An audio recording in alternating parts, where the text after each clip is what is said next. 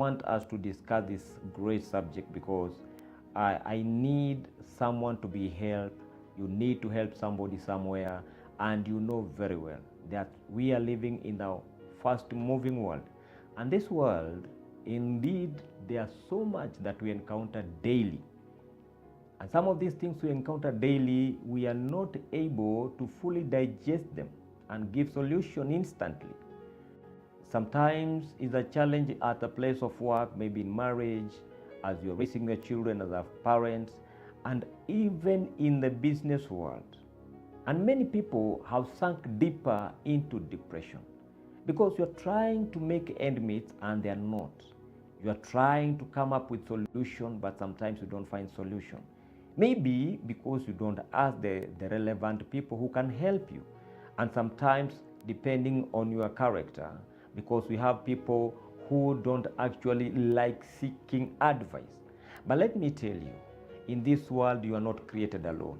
You are created alongside others, and others are created alongside with you, so that you cannot be independent, but be interdependent. And for that reason tonight, I just want to welcome you wherever you're watching us from.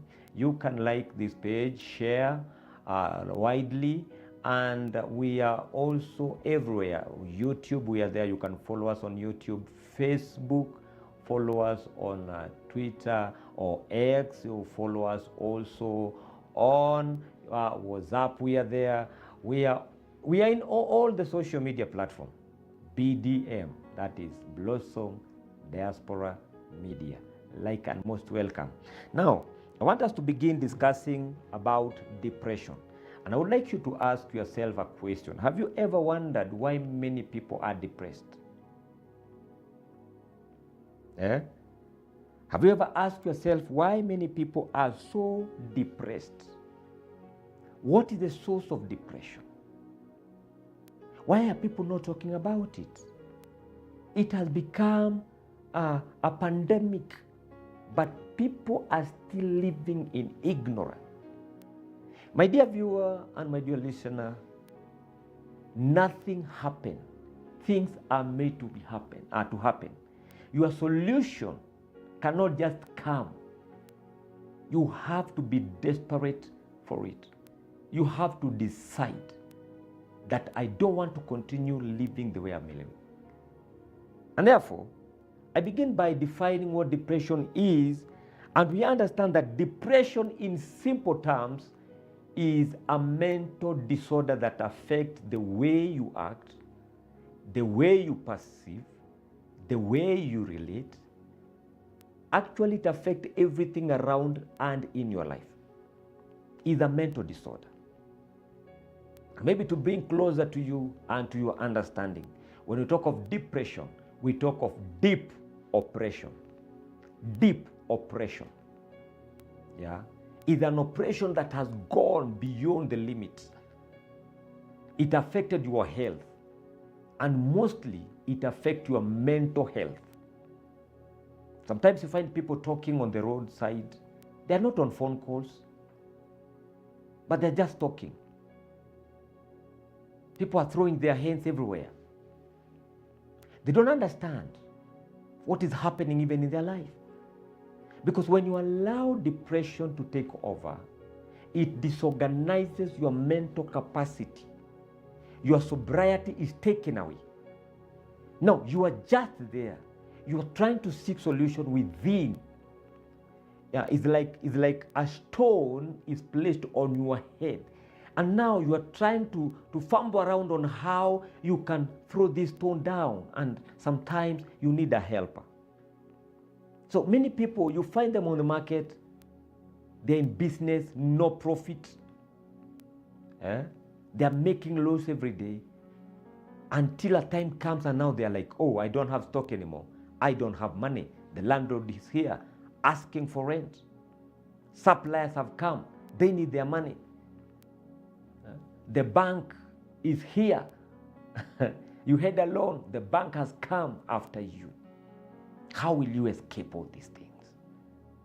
Tonight, when your mind is not sober, you cannot make sound decisions.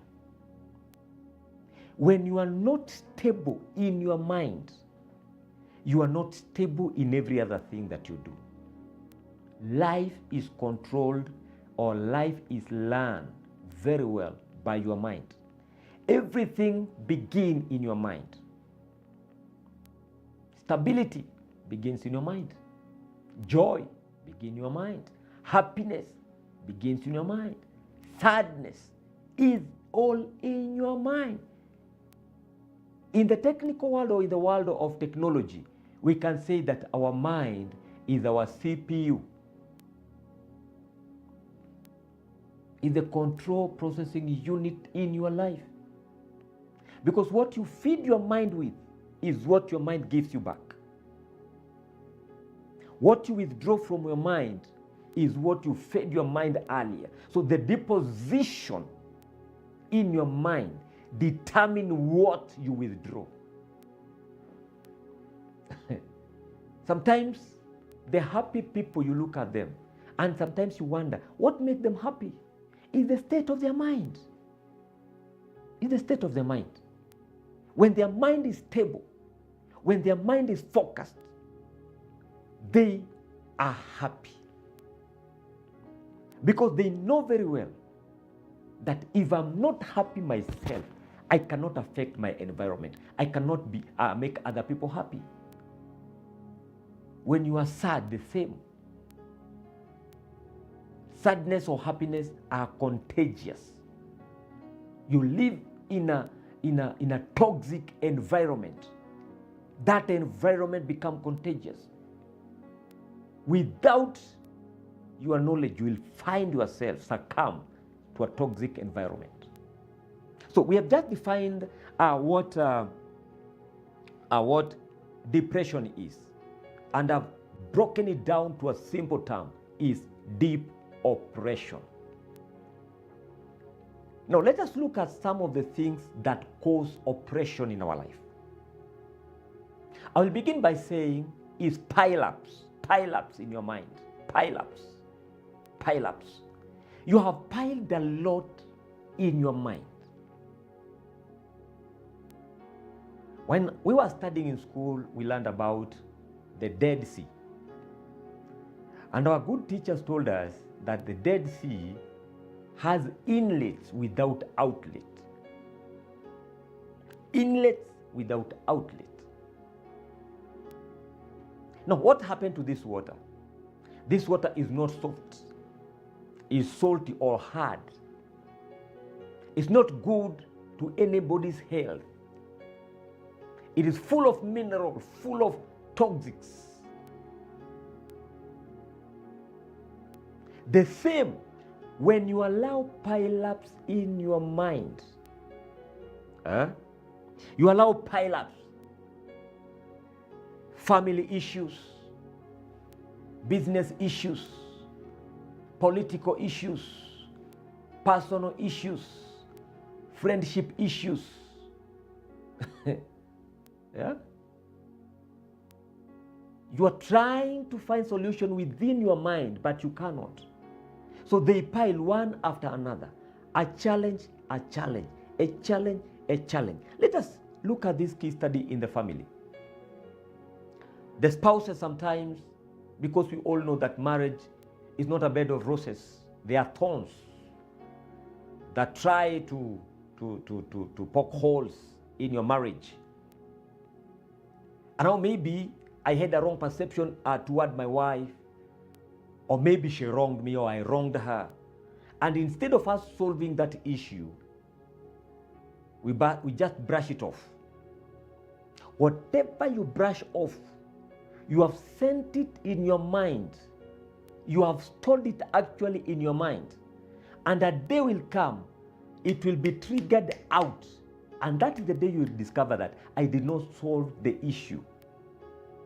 All the unsolved issues piled in your brain, piled in your mind, a day will come and you will not bear them. You will not be able to handle them anymore. When a cup is full, it overflows. It pours out. So pile up at a time will make you pour out. So you begin to throw your hand, your tantrum are high, your tone changes. You are just a good, as soft-spoken person, and all of a sudden your tone has changed. Your relation with other people, you begin to withdraw. Some people enters into drugs and substance abuses. Others eat too much. Others enter into neglection. You neglect your health. You neglect, you cannot bathe. You cannot change your clothes. You don't even do dishes in your house. You begin to live a confused life, a dirty life, no order, a disorder. And whatever you see physically, every disorder you see physically is the manifestation of your mindset. Know that your mind is already disorganized, is in a state of a disorder. So that is the disorder you manifest. Now look at it this way. When you are happy, what happens? The joy comes from your mind. You are an orderly person. You are very neat. You are calm. You are friendly. Your environment is clean. And you can live such kind of life. You are able to handle challenges. Let us look at some of the things that causes depression. One I've said is pile-up. Now, how do you deal with pile-ups? How do you deal? What are the solutions to pile-ups? Solve your problem the moment they appear. Solve the problems. Solve your challenges. The moment you encounter a challenge, don't let that challenge control you. Challenge that challenge and come up with solution. Don't postpone and say, tomorrow is another day. No. Deal with that situation there and there until you find solution. And if you discover that I cannot find a solution, I will be telling you when you cannot find a solution what to do in a short while. Solve that challenge. Ensure you don't postpone. 2, choose. Choose to live happy. Happiness is not a product of money or wealth. Happiness is a state of mind. Is a state of mind that you can be happy with or without money. You can be happy with or without friends. You can be happy with or with nothing.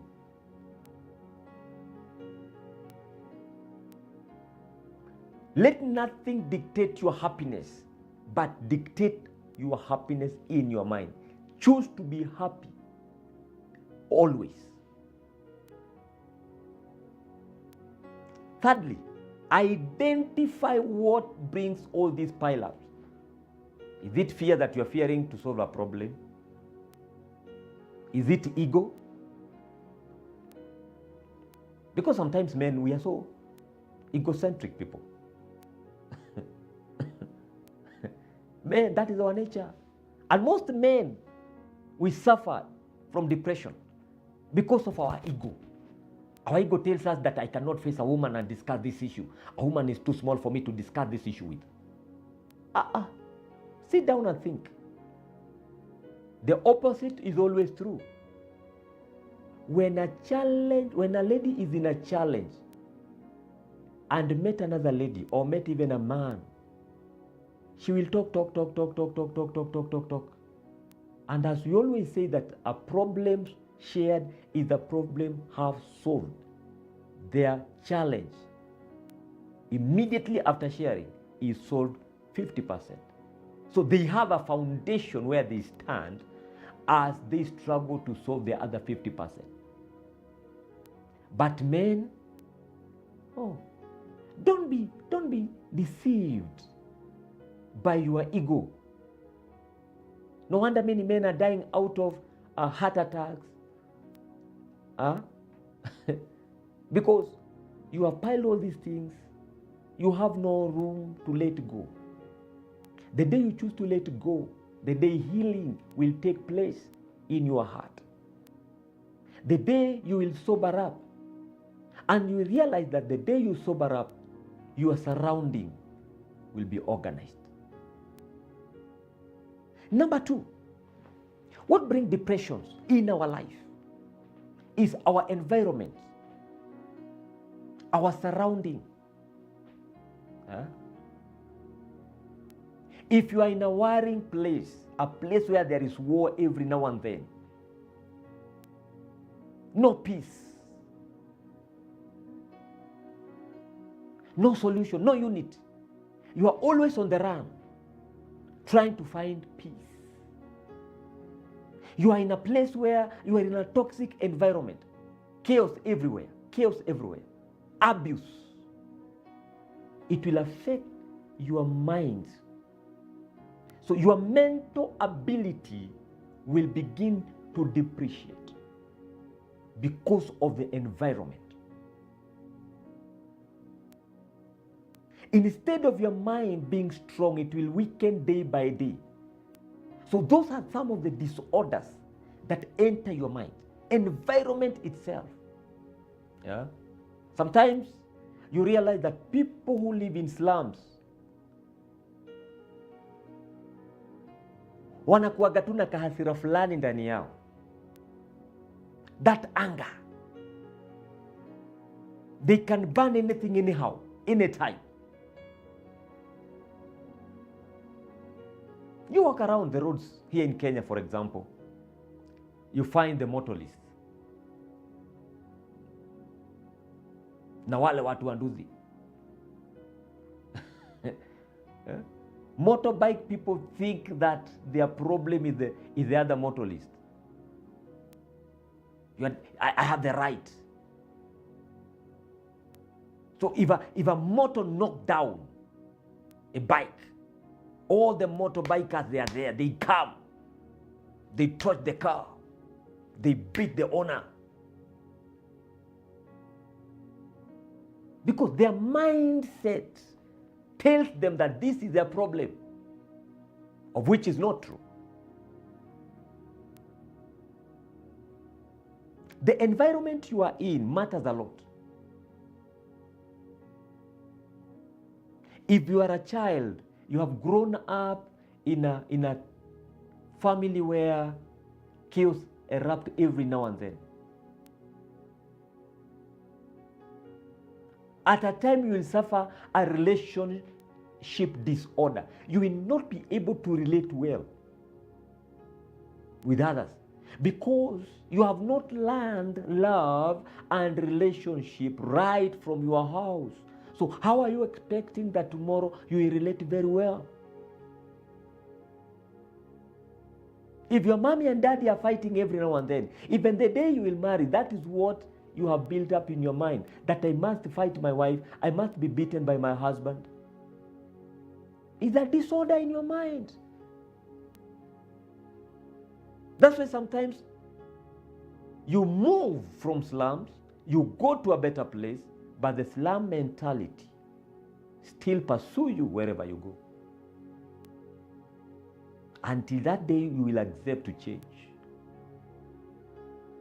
If you choose to change environment, also be ready to change the slum or the environmental mentality. Change completely. Environment affects people. We learn our character is actually modified and built by our environment. We learn what we see around us. Actually, we are products of how we were raised up, and the environment contributes a lot. Therefore, if you are in a toxic environment, it will affect your relationship, it will affect on your perception, it will affect on how you see the world is. When people are laughing in other places, you'll be asking a question: what are they laughing for? What are they laughing for? For you, it will not make sense when they keep on laughing. Look at me careful. You live with a drunkard. You know no peace in that house. You are in a lot of mess. Unless you turn that mess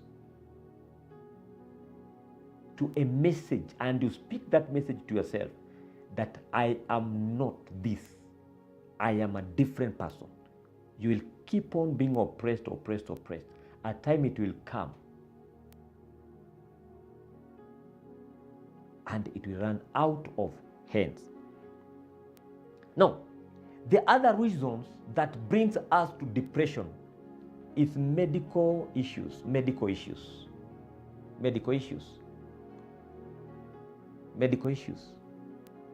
And I want you to listen very careful. Don't ignore regular checkings or checkups.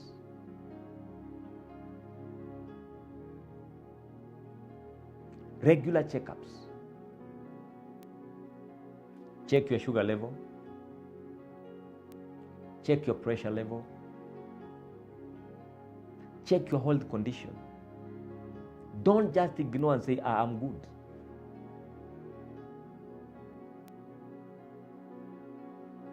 I'm a witness of very many people dying on the roadside. When you go to hospital, they say, oh, it was pressure. High pressure. Because you are not this person who takes care of his or her health. You don't attend clinic regularly. You don't even understand how your health condition is. Medical issues. It is not right for you to go to any doctor to treat you. Go to a qualified and certified doctors. In our country, we thank God because we have a way we can identify the qualified doctors. There is a code you just send and you know whether this doctor is qualified in this hospital or whether this hospital is allowed to do all that they're doing. Don't go to low-level doctors because instead of you becoming a better person, your health will automatically deteriorate. Who is this man you call your doctor? Who is this man who keep on checking your health? Is he qualified or not? Check how you eat. Diet. What should you eat, what you should not eat? It is good to have or to consult a nutritionist so that he can help you. Depression is killing people because of ignorance.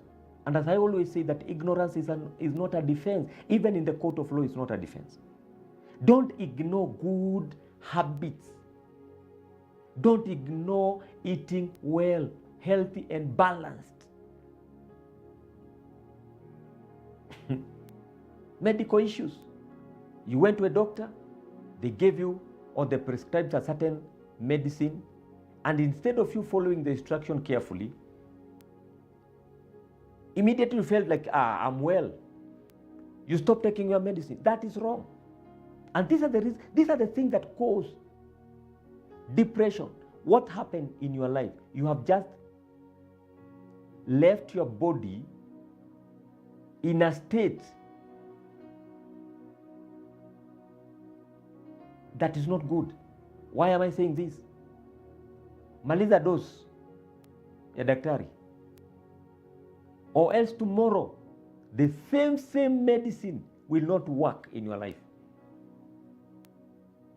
Because every moment you take this medicine, they fight the pathogens in your body and they flush out all the microbacteria that cause diseases. If it is bacteria, you take antibiotic. The antibiotic begin fight, and that fight must be brought to an end the moment you do all the dose. But if you do it halfway, your body will develop resistivity. And therefore, instead of you being healed, the disease multiply. It become oppressive in your life. And then utaanza kujiuliza, kwa nini mimi siponagi? Hauponagi kwa sababu wewe na wewe hautilii mkazo madawa, and many men are in this state. So kama ni kichwa inaendelea kuuma kila wakati, unaenda hospitali unanunuaga Panadol leo, kesho unanunua Panadol. And let me tell you, over the counter medicine is not good. Take care. Ina madhara mengi. Maliza dose. Wacha kuignore. Check your health. You will be developing some other health condition and you don't know. So depression comes in. Number 4, before we come to look at some of the things you should watch out and solution to all this depression. Number 4, drugs and substance abuse is so rampant among the young people. And I tell you the truth, that anytime you begin doing drugs, the moment you indulge in drugs and substance abuse, number 1, if you go to the manufacturer of cigarettes, by law they write this caution on the package that smoking of cigarettes is harmful to your health. Number 1, the moment you begin smoking, know this for sure, is harmful. You harm your health. You harm your breathing system. You harm your digestion system. You harm your reproductive system. Your health actually begin to crash. Some of you who do hard drugs, heroin, Ilium, marijuana and others, you know the consequences.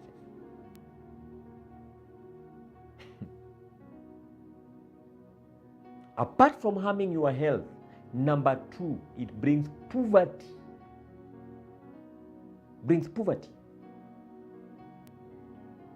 You spend every coin you get. You have no saving. At the end of the day, due to poverty,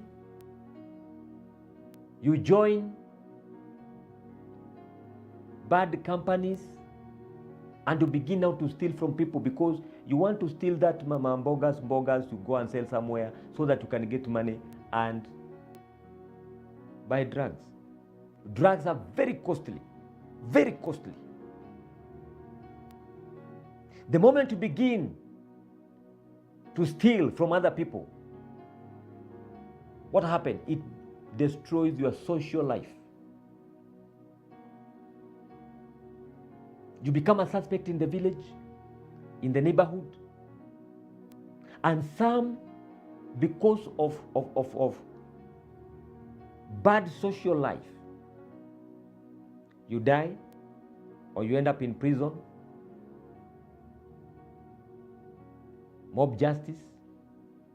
You're very young, you lose your figure, you are disfigured, and all these things happen in your life. No, drugs, anytime you take drugs, you minus something in your body, in your healthy system, by adding toxics. So the moment you don't have money, you begin to think, oh, people hate me. They don't care about me. They don't love me. You withdraw from people because the perception, the way you perceive the world to be is not good. Actually, it's not productive. It's not healthy. So you withdraw from friends who can help you. You withdraw from parents. Your relationship is very much affected. Because nobody will like to live with a robber. We have seen people kill their parent because of money. Depression. Make people make wrong decisions. You are not sober. So whatever you do, you make wrong decision. Wrong decision. Wrong decision. I've talked about number one, pile-ups. When you don't want to talk. You see, there's a culture in men, for example, men don't like talking. If you don't want to talk, how will you be helped? We are coming to see that. I've talked about the environment, and I've said change your environment. If your environment is toxic, change. I've talked about medical issues. I've talked about drugs and substance abuse.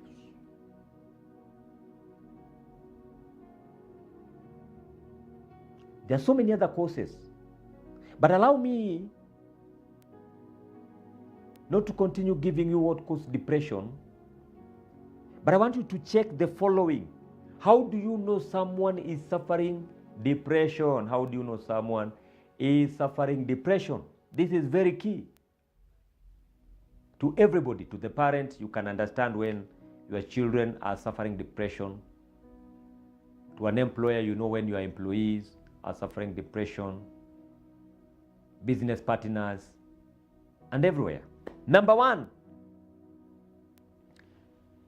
a person is suffering depression when he fail or take long to make decision on small matters. When someone is taking long to make decision on small matter, that tells you his mind is not working normal. There is a disorder. He's not stable. This is a clear indication depression has begun creeping in. Simple decision like bathing, ironing, having your meal on time, reporting on time at work. If you're in business, when do you open your business? These are small decisions you make.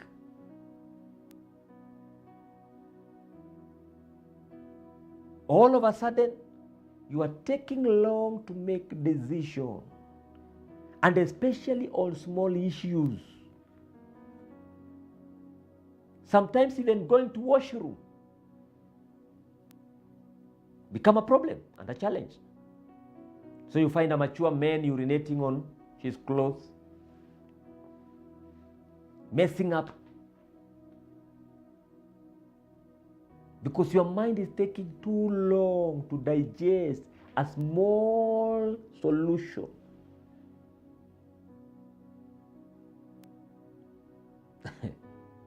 Maybe you have seen this in your children. They know they're supposed to do their homeworks after school, but they came and just chose to sleep. Ask them, walk with them, know what is ailing them. Depression. Depression does not just come once. It comes slowly by slowly. It enters you time by. As time goes, you realize one after another event after another, encounter after an encounter, a challenge after a challenge. Number two, suicidal thoughts is a clear sign of depression. Suicidal thought. Suicide does not just happen within a day. Number one, you isolate yourself from people. Two, you don't seek counsel.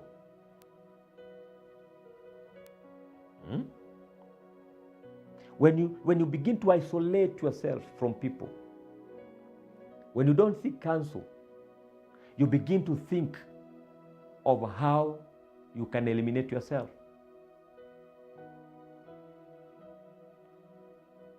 Drugs also is another thing that causes suicidal thoughts, because you begin to say, people hate me, people don't love me. When your perception change of how the world is, of how people see you, and especially you lean on the negative side. That these people, they keep talking about me, they hate me, I will commit suicide, I will go. Can I tell you what suicide is?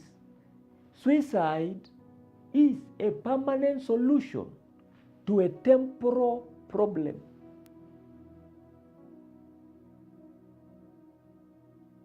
My viewer, you are listening to me, you are watching us wherever you are watching us from. Suicide, I've just said, is a permanent solution to a temporal problem. There is nothing in this world that is permanent to cause you commit suicide. Depression will trigger these thoughts because you're so much oppressed, you have no room to empty yourself. And when you hear people talk of suicide, take care. Take care. Because every action is a product of a mind. That means this person have taken time to think about it. He has taken time, he has pondered about it over and over again. And now the mind is settled that if I commit suicide, my problem is solved. And of course your problem is sorted. But it's a permanent solution to a temporal problem. That problem was just temporal. And people commit suicide if they don't talk. They don't talk. They don't talk. Talk. Find help. We are coming to see how we can overcome the depression. Another thing that you can check or look at is sleeplessness. Sleeplessness. Sleeplessness. Or poor sleeping patterns. Either you sleep long or less. These patterns are very important. Or you have very short patterns of sleep. You sleep for 5 hours or 3 hours, you awake. For another 3 hours, then you sleep. Your pattern, your system, your pattern of sleep change all of a sudden. Is a clear sign that depression is at work.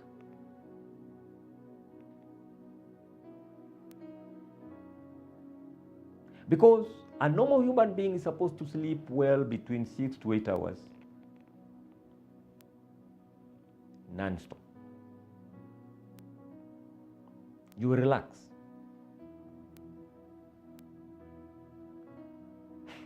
Usingizi mzuri ni afya nzuri.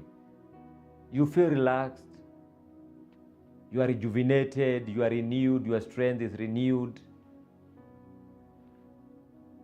But when depression comes, no sleeping. Another thing is loss of appetite.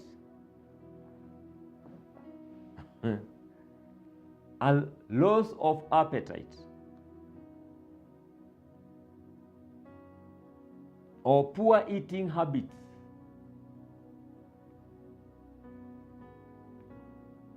When you realize that you are not eating the way you are eating, take care.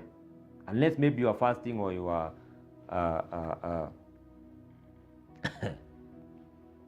yes, normal. Take your breakfast on time, take your lunch on time, take your dinner on time. But if you find yourself, you are taking your breakfast at noon, you are taking your dinner at 9 p.m. or no, your lunch at 9 p.m. It's not a coincidence. Unless maybe you had a busy day, so those ones are acceptable. But normal, when your eating pattern change, check yourself. You begin to complain, no, I don't have appetite for food. And you are not in a slimming possible program. Because there are people who are on diet just to lose weight. If you're not losing weight, and even when you're losing weight, we advise that you begin by reducing the quantity of food, not by skipping meals. Reduce the quantity as you continue with your workout program.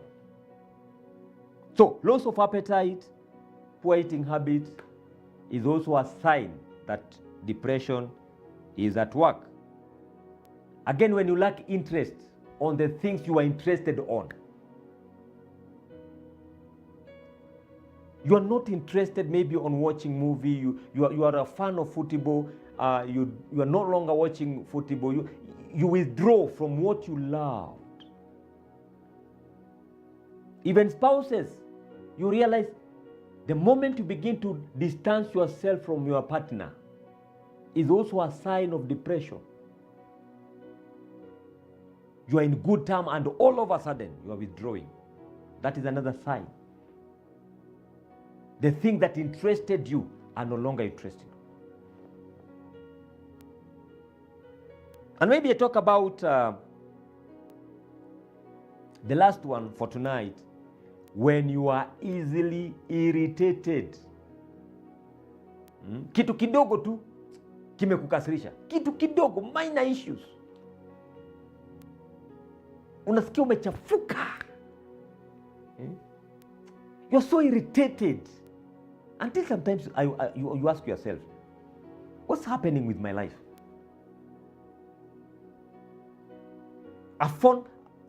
A beep on your phone irritates you.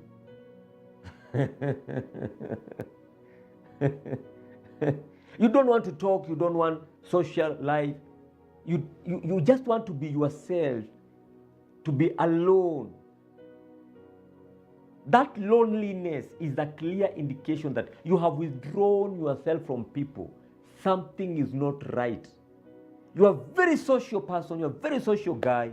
You make friends easily, but now you have just slowly withdrawing. You are irritated by your friends. You are irritated by food. You are irritated by perfume, range, wrath. You begin to hate so many things that you loved before. For heaven's sake, depression is working in your life and you need to check out. Before I come to the end of the program tonight, I want us to check on ways in which we can overcome depression. Ways in which we can overcome depression. Because we have just said that these are conditions, a disorder. Every disorder has a solution. Every disorder has a solution. And I want us to check on the ways in which we can overcome depression. And believe you me, you will realize that after tonight, you will overcome easily. You'll overcome easily. You'll overcome easily. You'll overcome easily. And before we come to the ways in which we can overcome, Lucy Mpendamani anasema, wait, being alone ni kusema someone is depressed? Being alone is different from being lonely. You can be alone, but you are not lonely. But when you begin to experience loneliness, depression is just there. You can be alone and it's good. But don't allow loneliness to enter your mind.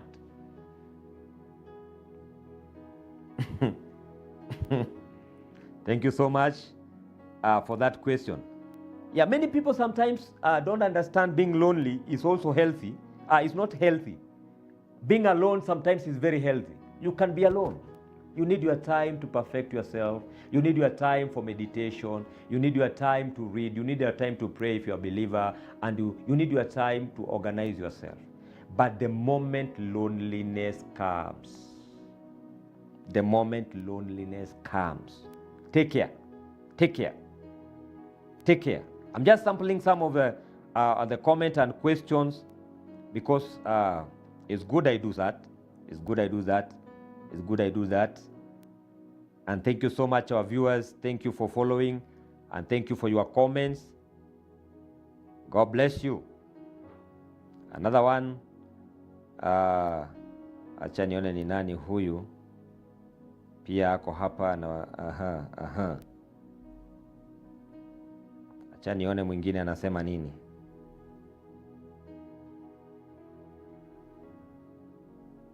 Okay, huyu ni kusema tu kipindi ni kizuri. Thank you.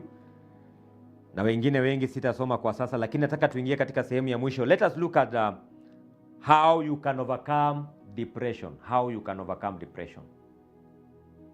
Number 2. In psychology, there is what we call psychotherapy. Psychotherapy. Psychotherapy. When we talk of psychotherapy, we talk about where you visit a professional and you have a constructive talk. Not just talk, constructive talks. Talk. Talk. Men especially. Let me address men here. Men, learn to talk. Learn to talk. Wacha kusema tu kwamba wewe ni mwanaume sasa ukiongea siri zako zitajulikane. Zijulikane lakini upone uishi miaka mingi. Why die before your time? Learn to talk. Find a friend. Find a responsible partner. A person who wants to see you progress. Not just a friend. Don't keep a company of failures. Don't keep a company of people who are pulling you down. Seek for people who will tell you the truth in your eyes. And people who are very ready to walk with you when you are down. Those are friends. We always say that a friend in need is a friend indeed. Find a friend. If you are couples and there are issues, instead of you piling up these issues, find another couple. And especially those who have been in marriage for long with experience. If you're in business and business is not doing very well, go to a person whose business is doing well. Just humble yourself. Ask a question. Receive guidance. Receive counsel. So, when we talk about psychotherapy, it is very important that you find people you can talk to. Find people to talk to. And especially psychiatrists. Counselors are there. Yeah? Na tuko wengi counselors, lakini tafuta mtu ambaye utaamini. Enda kwake. Sometimes at a fee, which, kuna fee inachajiwa, lakini money is nothing compared to your good health. Actually, the greatest wealth is health. Empty yourself. Empty. Keep on emptying yourself. Don't give room for pile-ups. Talk. Talk. Empty yourself. Wacha waseme, watasema ati mwanaume gani anaongea kama mama. Waambie najua. Even men cry, let me tell you, even men cry. The difference between men when they cry that their tears fall inside. They shed their tears inside. Ladies shed their tears outside. And they are healed quickly than men. So I'm telling you, talk. Talk. Talk. If you feel screaming, scream. If you feel crying, let it come out. Hey, cry. Lia kabisa. And of course, kwa sababu ya ile heshima yako, jifungie mahali fulani tulie, ukitosheka kilio kikiisha, you are healed. Don't allow pile-ups. Talk. Nimekwambia kuna washauri. Go to counselors. Go to psychiatrists. Or go to people you trust. Talk, empty yourself. The moment you empty yourself, you give room for reason, for soundness, for sobriety, and you continue because you'll have a lot of peace. Number 2, seek treatment.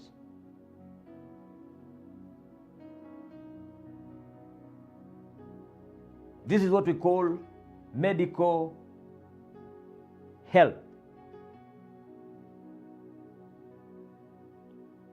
And especially in Kenya, we have rehabilitation and treatment centers where you can just go do an inquiry.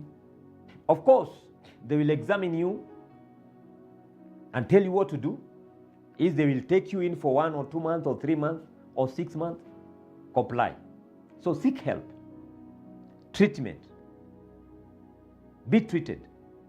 You understand that the doctor always say, even when the disorder is suppressed or is gone, you continue taking the antidepressant for another like 6 months, but they will advise. I'm not a doctor, so I cannot advise beyond what I'm telling you.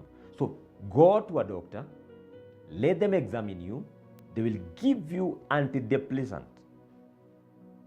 Lakini usiambiwe tuna mtu, wenda buy mapiriton yuko ulale, utalala na kesho challenge iko. Maybe that challenge iko triggered na kitu kingine, hormonal chemical imbalances in your body. You need treatment. You need treatment. You need treatment. You need treatment.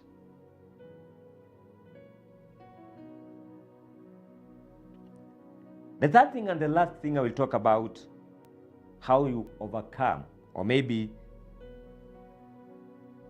I had one more too.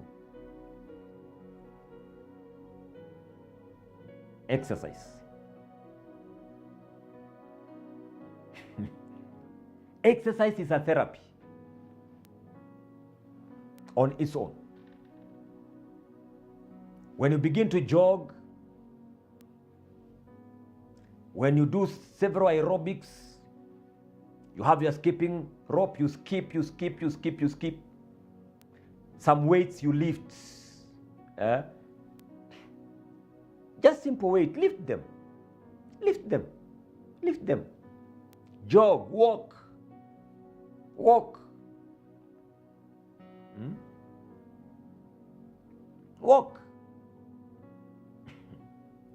As you walk, as you work out, you will realize that there's some healing that is taking place in your mind.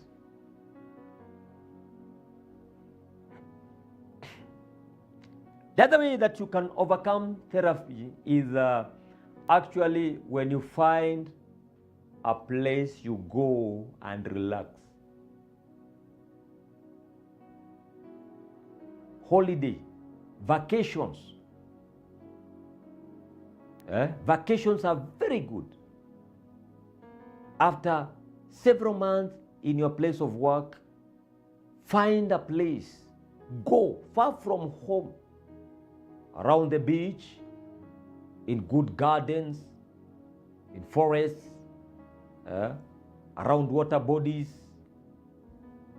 You just go there, enjoy the environment there. Freshen up. That's why even in the law of Kenya, after working for 11 months, the 12th month, you go for leave. These leave are meant for you. They are therapy, so that you can become a better person as you continue. Vocation. Don't think that when you see tourists coming to Kenya, they know what they do, or in other places. Just to do the local tourism. Walk, visit your village if you're in the city. And if you are a believer, take time, go to prayer mountain, pray. Prayer also is the solution. Find a solitary place, meditate.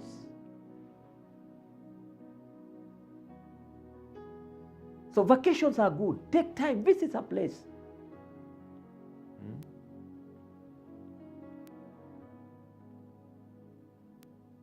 And last and not least, this is what we call self-help.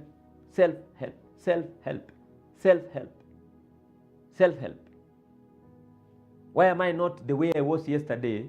Let that question begin there. Ninaona kuna kitu ambacho hakiendi sawa na mimi. Sometimes you find yourself stammering. Unaanza kustama, unajiuliza kwa nini nastama? Sing several songs na utajipata kwamba you are relieved. So develop a method that are helpful. Ukipata appetite yako haiko vile ilikuwa mwanzoni, imeanza kudepreciate polepole check on it.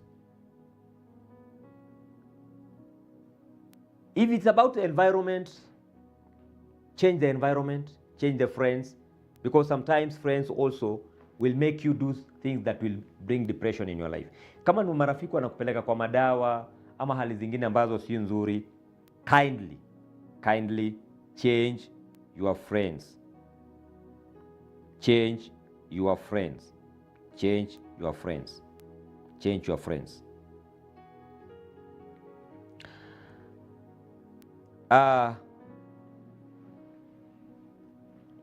The truth about depression is that depression can be treated. Depression can be treated. That is the truth about depression. Depression can be treated. Is not alarming as such. Manage your depression. Manage your depression. Depression is treated. But the best thing is that avoid depression. Don't allow things that will oppress your mind. Don't allow anything that will bring this disorder. So I've just said it is treated. Seek treatment. Seek counsel. Seek advice. Don't isolate yourself from people who can help you. Find helpful friends. If you are a believer born again, you have your pastors in church. And most of the churches nowadays, they have counseling departments. They can do the recommendation there. You go find help. Counselors are very important people in our society because they see issues or challenges differently from you. And let me tell you, don't die alone. We are there for you. We are interdependent. I depend on you, you depend on me. We are made for one another. God created man for another man. So you are meant to help me, I'm meant to help you.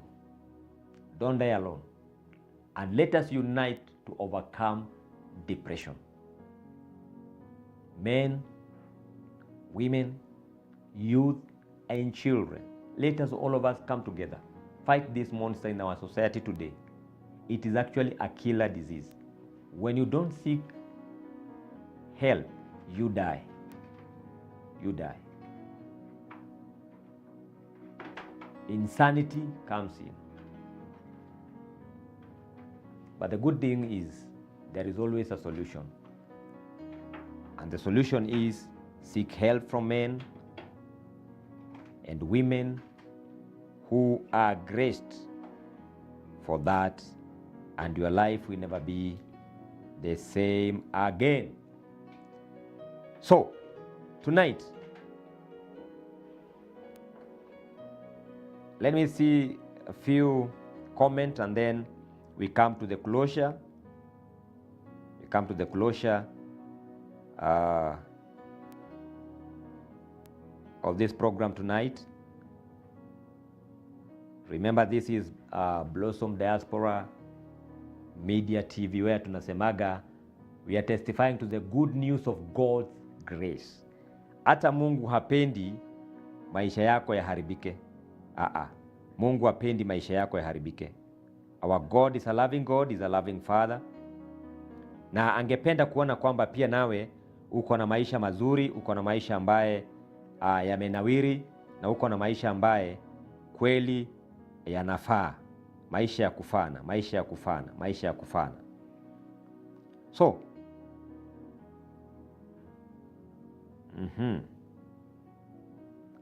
Acha tuone 2-3 hapa, 2-3.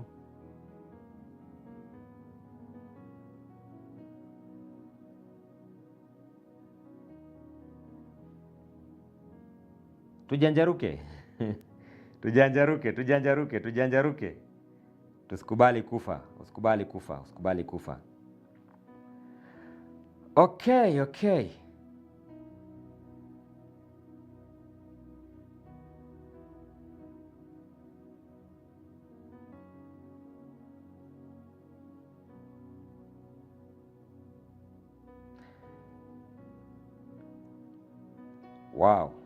Wow. Thank you so much our viewers.